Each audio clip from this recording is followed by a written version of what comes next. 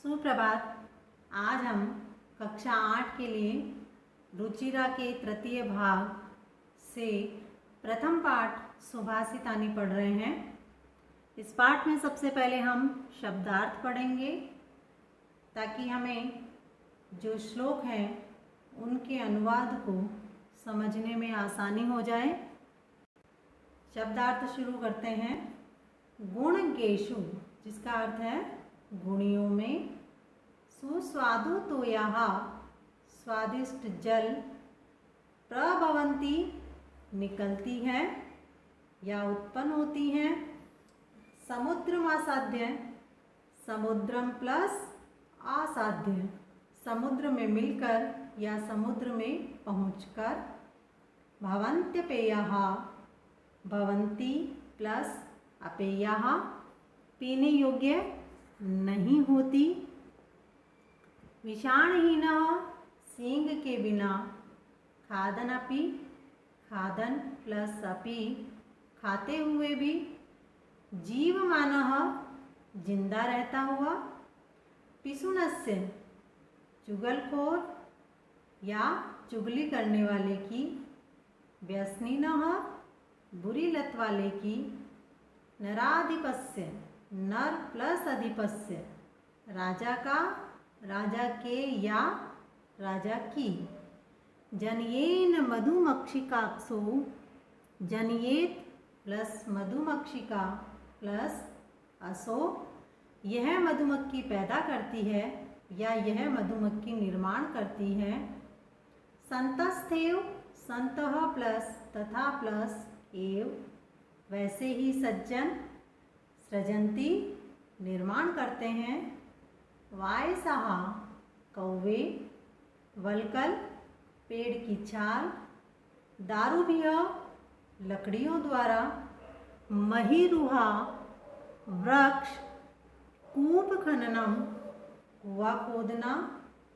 वहिन्ना, अग्नि द्वारा। प्रथम पाठ सुभाषितानी। सुभाषितानी का अर्थ है सु प्लस भाषित, सुंदर, वचन। अब पाठ परिचय। सुभाषित शब्द सु प्लस भाषित, इन दो शब्दों से मेल से संपन्न होता है। सु का अर्थ होता है सुंदर या मधुर तथा भाषित का अर्थ होता है वचन। इस तरह सुभाषित का अर्थ है सुंदर वचन या मधुर वचन। प्रस्तुत पाठ में सूक्ति मंजरी, नीतिशतकम, मनुस्मृतिः, शिशुपालवधम, पंचतंत्रम से रोचक और विचारपरक श्लोकों को संग्रहित किया गया है। उनमें से सबसे पहले हम श्लोक पढ़ते हैं। गुणा गुणगेषु गुणा भवन्ति, ते निर्गुणं प्राप्य भवन्ति दोषाः। सुस्वादु तोयाः प्रभवन्ति नद्यः, समुद्रमासाद्य भवन्त पेयाः। गुणगेषु, गुणगेषु का अर्थ होता है गुणवानों में। निर्गुणम, गुणहीन का। प्राप्य, प्राप्त करके। समुद्रमासाद्य, समुद्र में मिलकर। भवन्त्यपेयाः, पीने योग्य नहीं होती है। श्लोक का अर्थ है गुण गुणवानों में गुण के रूप में होते हैं और वही गुण जब गुणहीन को प्राप्त हो जाते हैं तो वो दोष को प्राप्त हो जाते हैं। नदियाँ स्वादिष्ट जल वाली उत्पन्न होती हैं किंतु समुद्र में मिलकर के वह पीने योग्य नहीं होती है। श्लोक नंबर 2। साहित्य संगीत कला विहीनः, साक्षात् पशुः पुच्छविषाणहीनः। तृणं न खादनपि, जीवमानः तद्भागधेयं परमं पशूनाम्। साहित्य, संगीत, कला विहीन यानी इनके बिना। पुच्छ पूंछ, विषाणहीनः सींग के बिना। खादनपि खाते हुए भी। जीवमानः जिंदा रहता हुआ। भागधेयम् सौभाग्य है। श्लोक का अर्थ हो गया, साहित्य, संगीत, कला से रहित मनुष्य पूंछ और सींग के बिना साक्षात पशु है। घास ना खाते हुए भी वह जिंदा रहता हुआ पशुओं का परम सौभाग्य है। अर्थात वह घास खाने लगे तो पशुओं को वह घास भी मिलना कठिन है।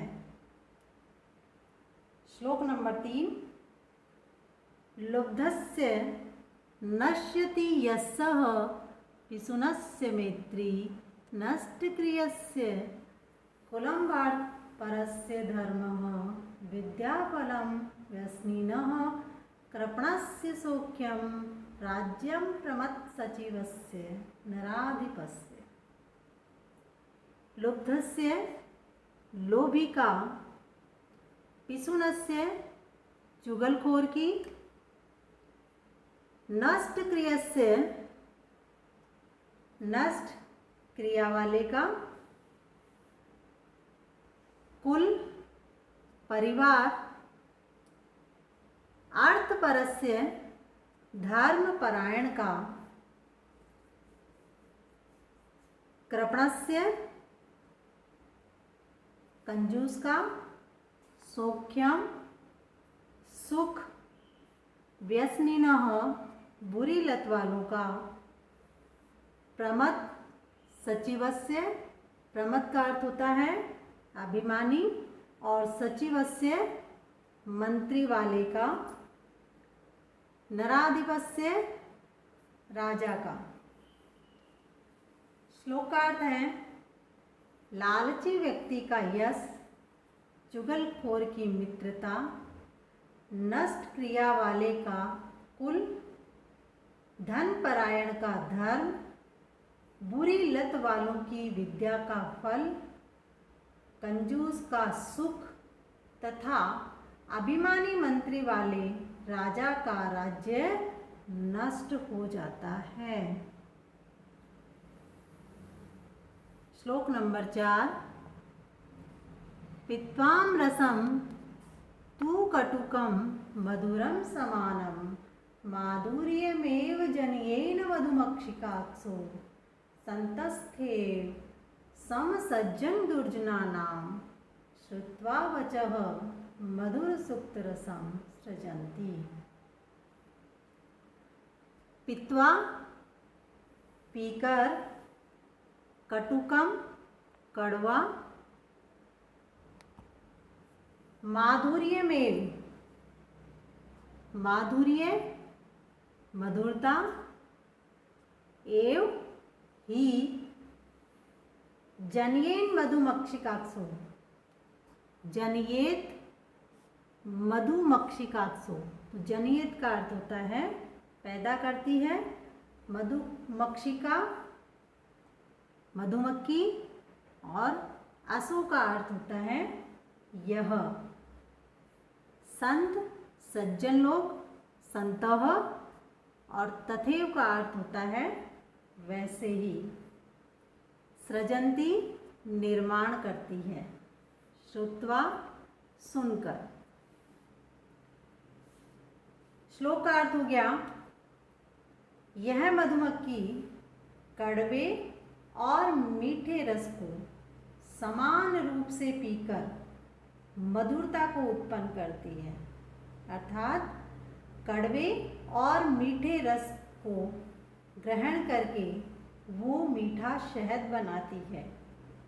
उसी प्रकार से सज्जन सज्जनों और दुर्जनों के वचनों को समान रूप से सुनकर के मधुर रस की सुक्तियों का निर्माण करते हैं। श्लोक नंबर 5। विहाय पौरुषम यो हि देवमेवावलंबते प्रसाद सिंहवत्तस्य मूर्धेन तिष्ठन्ति वायसाः।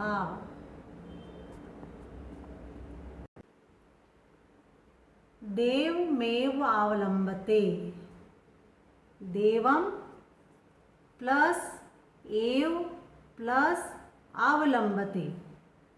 देव का अर्थ होता है देवम यानी भाग्य, एव यानी ही, अवलंबते सहारा लेता है। प्रसाद, प्रासाद का अर्थ होता है महलों।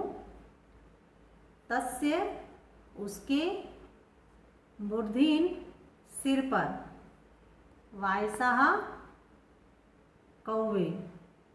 श्लोक का अर्थ है जो व्यक्ति अपने पौरुष अर्थात परिश्रम को छोड़ करके भाग्य का सहारा लेता है, उस व्यक्ति की स्थिति महलों में बने हुए उस शेर की तरह हो जाती है जिसके सिर पर कौवे बैठते हैं।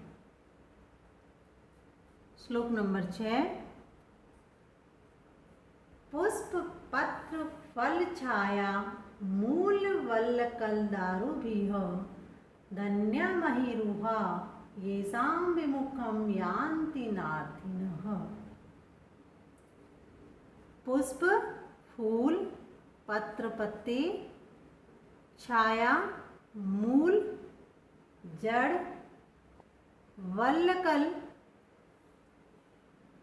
छाल, दारू भी है पेड़ की लकड़ी,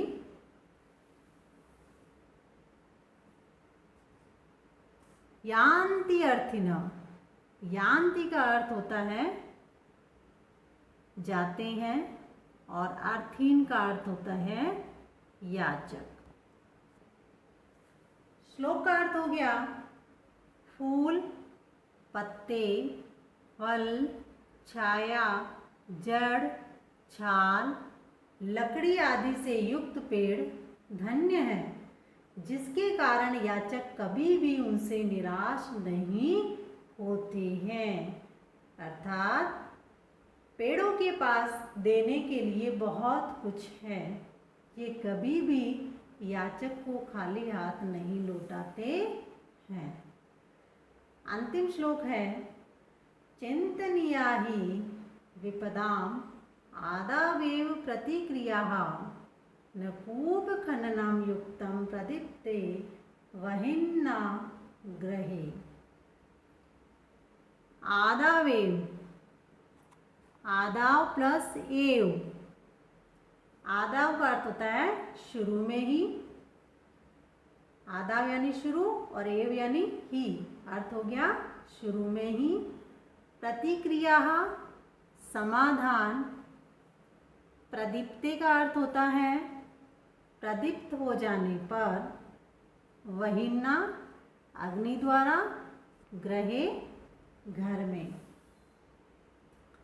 श्लोक का अर्थ हो गया विपत्ति के पहले ही यदि उसका समाधान ढूंढ लिया जाए तो विपत्ति आने के बाद अगर उसका समाधान ढूंढा जाता है तो वह वैसा ही है जैसे घर में अग्नि द्वारा प्रदीप्त हो जाने पर कुआं खोदना, अर्थात घर में आग लग जाने के बाद कुआं खोदना। धन्यवाद।